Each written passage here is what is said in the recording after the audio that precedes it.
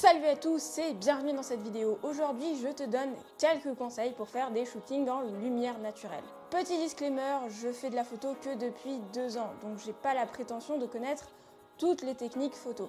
Donc si toi aussi tu as des tips à partager, n'hésite pas, les commentaires sont là pour ça.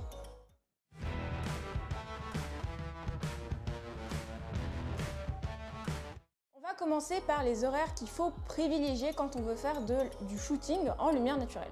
On va commencer par la golden hour. Je pense que c'est vraiment le moment le plus connu. Comme tous les moments dont je vais te parler dans cette vidéo, il va y en avoir deux, un au lever et un au coucher du soleil. Pendant la golden hour, la lumière est vraiment très douce, un petit peu orangée. C'est vraiment le moment où il faut faire son shooting en extérieur. Je te montre quelques exemples. Ça, c'est des photos que j'ai faites pendant la golden hour et on voit vraiment que la lumière est très douce. Ça ne fait pas du tout des ombres très marquées sur les visages, c'est vraiment le meilleur moment. La blue hour, ou heure bleue en français, c'est l'heure avant et après le coucher / lever du soleil. Donc c'est à cette heure-là que le ciel, comme son nom l'indique, est tout bleu avec quelques reflets un peu violets. Donc les photos que je te mets juste là, c'est des photos que j'ai fait à la blue hour. C'est géré. Et comme tu peux le voir, c'est vraiment un moment où le ciel se charge de plein de couleurs. Donc pour faire de la photo de ciel, je pense que c'est un excellent moment.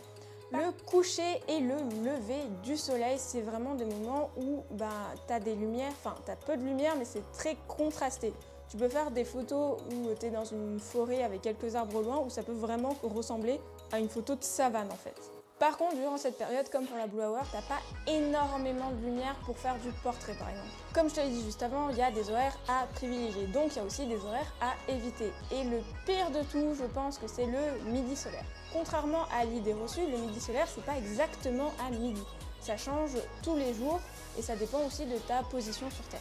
Le midi solaire, ça correspond vraiment au moment où le soleil est à son zénith, où il va taper au max, envoyer le maximum de lumière. Tu pourrais penser que c'est le mieux, mais pas du tout, parce que la lumière va être très forte, très dure, tu vas avoir des ombres très marquées, que ce soit sur les visages, sur les façades, tu peux le voir facilement quand il est 14 h à peu près. C'est vraiment une lumière qu'il faut éviter parce que c'est pas facile d'avoir à la fois son sujet et son arrière-plan bien exposé et d'éviter d'avoir de très grosses ombres très marquées sur les visages. Heureusement pour nous, il y a des solutions.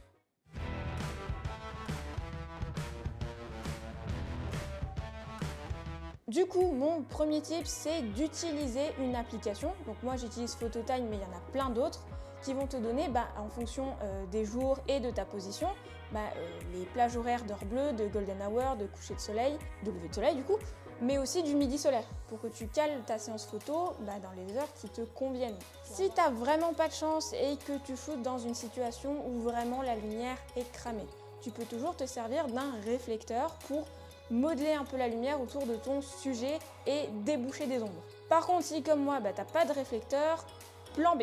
Le plan B, c'est de trouver une zone ombragée. Moi, ce que j'aime bien utiliser comme zone ombragée, ce sont les arbres.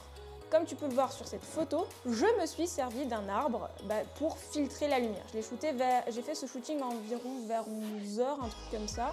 J'étais pas du tout au midi solaire, mais ça tapait vraiment très fort et les ombres étaient vraiment très marquées. Et du coup, pour me faciliter un peu la vie, vu que j'ai pas de réflecteur, on s'est mis derrière un arbre très touffu, avec beaucoup de branchages, qui a filtré en fait la lumière pour moi, ce qui m'a permis de faire un shooting avec une lumière très douce. Donc voilà, c'est le système D. Voilà, c'est la fin de cette vidéo. J'espère que ces petits tips te seront utiles. Comme je te l'ai dit en début de vidéo, si tu as des tips supplémentaires ou des questions, n'hésite pas, les commentaires c'est fait pour ça. Et si tu veux vraiment soutenir la chaîne, abonne-toi, partage et like, ça me ferait très plaisir. Sur ce, à vendredi prochain.